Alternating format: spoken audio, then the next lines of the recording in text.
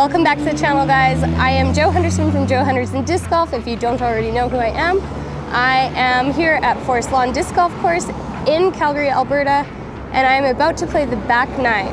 I've already played the front nine, so if you happen to have missed that, please go check it out, and I'll leave it right up here. And yeah, I'm excited to play the back nine, and we are here at hole 10. It is 201 feet.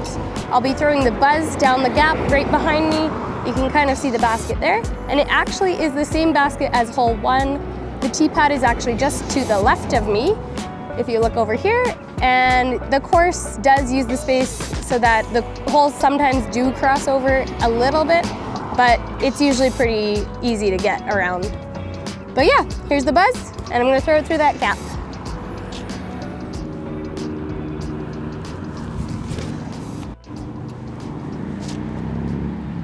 Okay, that was definitely low, but I do love hitting a gap. In Calgary, we don't have very many treed holes or wooded holes. So when I can hit a gap and make sure that my backhand is on line, I can get through it, then I'll definitely choose that route every time.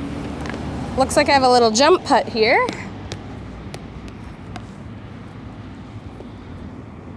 Just gonna try and hyzer it in there. Go in, please. Oh, that actually looked so good for me. For one moment, I had a sliver of hope, but looks like I'll be scooping up a par.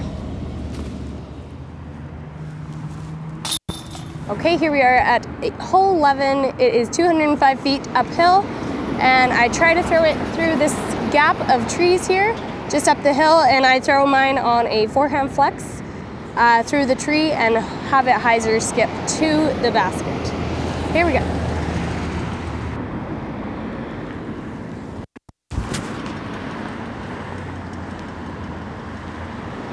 Oh man, that was not good. It's definitely a par, probably a par, but I'm gonna throw a buzz just to see if I can hit another gap.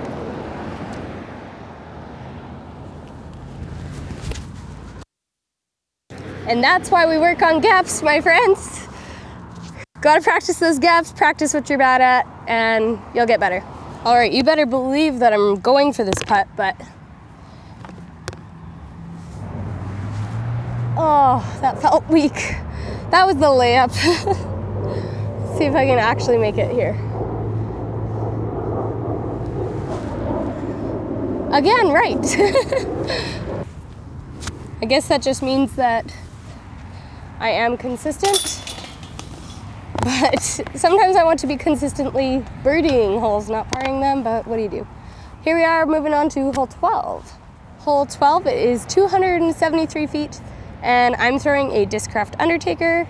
The hole's just down there, and I just throw it out wide, kind of at these trees here, and have it hyzer in and finish to the left. Hopefully you get the skip and get parked for the birdie.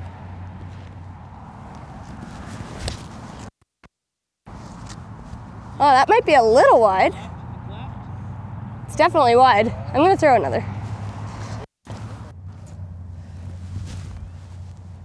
Oh my gosh. It's laid up perfectly. Oh, nope. I think the theme of this video is that I'm very consistent in what I do. Player 1, player 2, doesn't matter. They're the same. Hole 13.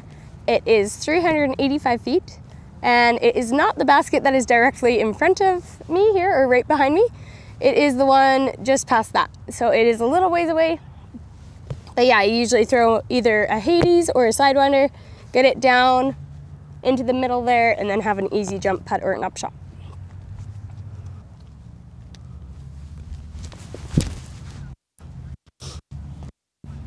Wow, that's hyzering so much.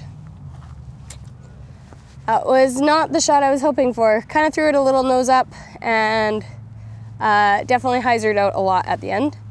But that's okay. We can go get a jump putt or an upshot in and get that par. So I landed in a little bit of the tree situation over here. There's quite a lot of trees over here, and usually I'm a little bit further up from those, but Here I am, and I'm just gonna throw like an Annie, a flex zone, and get it up to the basket there.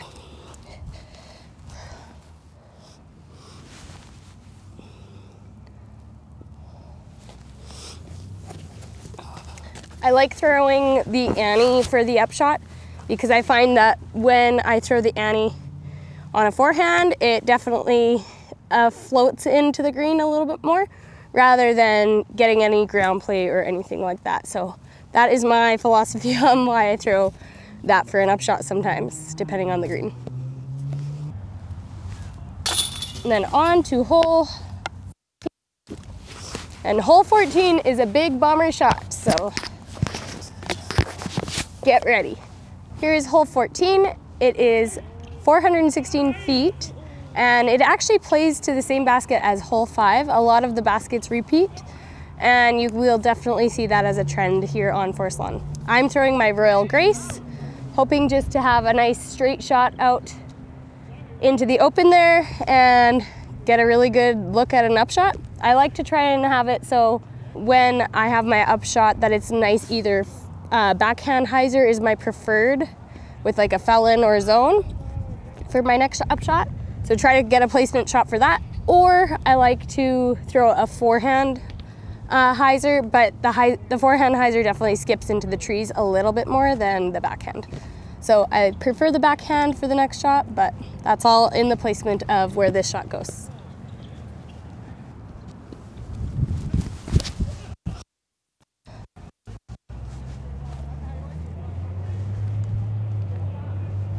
All right, looks like we're throwing the forehand upshot, but that is okay. Okay, so here's my lie. I'm gonna throw 2 shots just to see how they both play. I'm gonna throw a felon on like 40%, 50%, and then I'm gonna throw a zone on a forehand at almost 100%. Probably about 80 actually, if I'm being honest. So yeah, I'm gonna throw those shots and let's see which one works out better.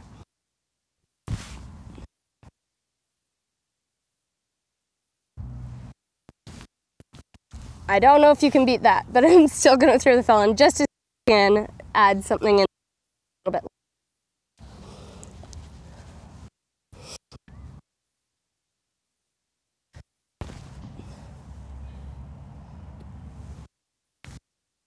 Yeah, that wasn't enough. So I'm glad I chose the zone. I'm glad I went with the more like 80-ish% power. It's a lot easier just to commit to the shot rather than disc up and like power down. So yeah, really happy with how that zone turned out. And this is a hole that you definitely want to get a 3 on, and it feels like a birdie for me. Okay, tap in par and going on to 15. Hole 15, 192 feet. I throw it straight at the trees behind me and have it hyzer out with my zone, and we will see how it goes.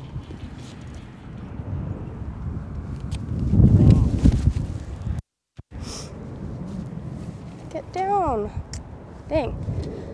That is the miss for sure. I have one more zone though, so we're gonna go for the ace run and see if we can get it.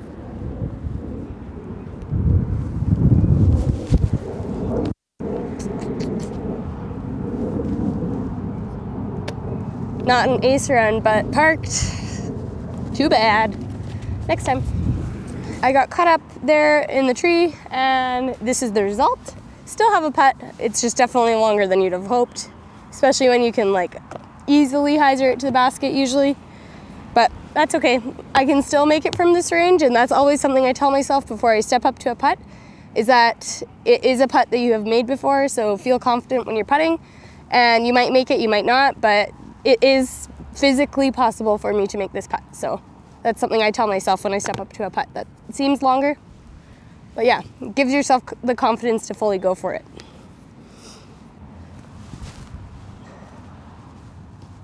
Yeah, it's definitely, oh boy. Got a little roll out of that, but that's okay, no big deal. There we go. Here we are at hole 16. It is a 536-foot par 4, and it actually plays to the same basket as hole 6. So it uses up the entire fairway there, and what I like to do, I have just recently started doing this, but I like to throw a overstable disc on a hyzer, and I just try to get it out as far as I can, kind of on a sidearm and up the hill area. If I'm over by those trees, I'll be perfect there. That's a really good spot. But I like to try and throw a forehand off the tee on this hole just because of the placement that I get. It can really set me up for the birdie.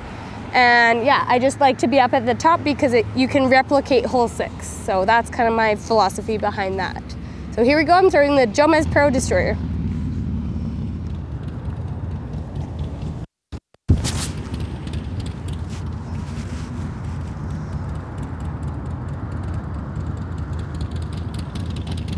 All right, that should be a good spot. I usually like to be a little up higher on the hill, like I said, but I think that'll be fine, and I have a good look at the basket from there.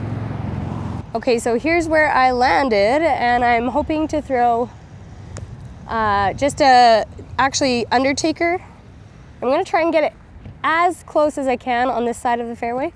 Yeah, I might throw my sidewinder as well afterwards if this doesn't pan out, because right now I think this is the shot, but not positive. So I'm gonna throw this one, hopefully get it to the green, and I'll be hopefully putting at the end of this, so.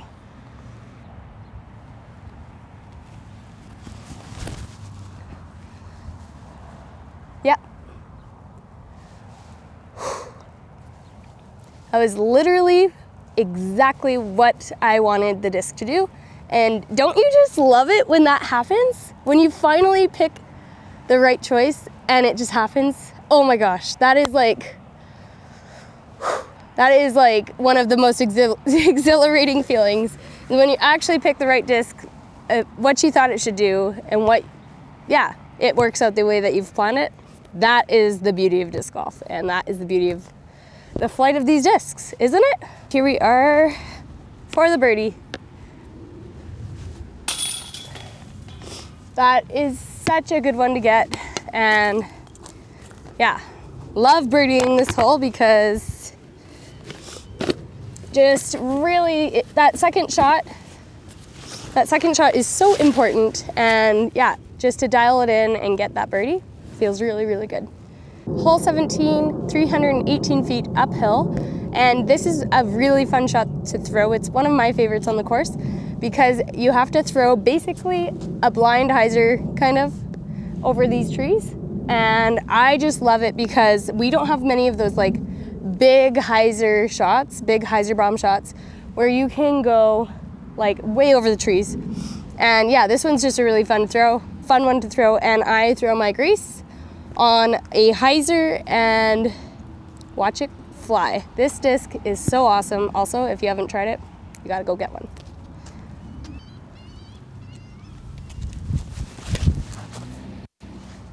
Whew. Sit down. No, it did it again. Okay, good, it's sitting. Oh, I've had it a couple times where I've thrown it on a too steep of an angle and it doesn't sit and it rolls all the way down to these trees. It actually happened just last week, so glad it didn't do that.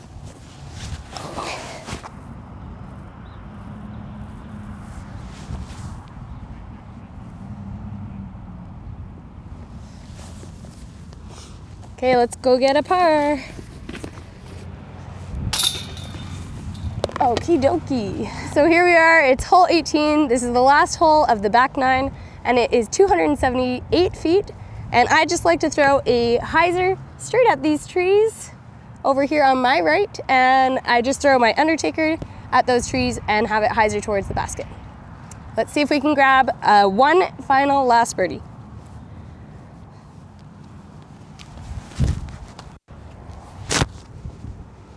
Or an ace. Get down.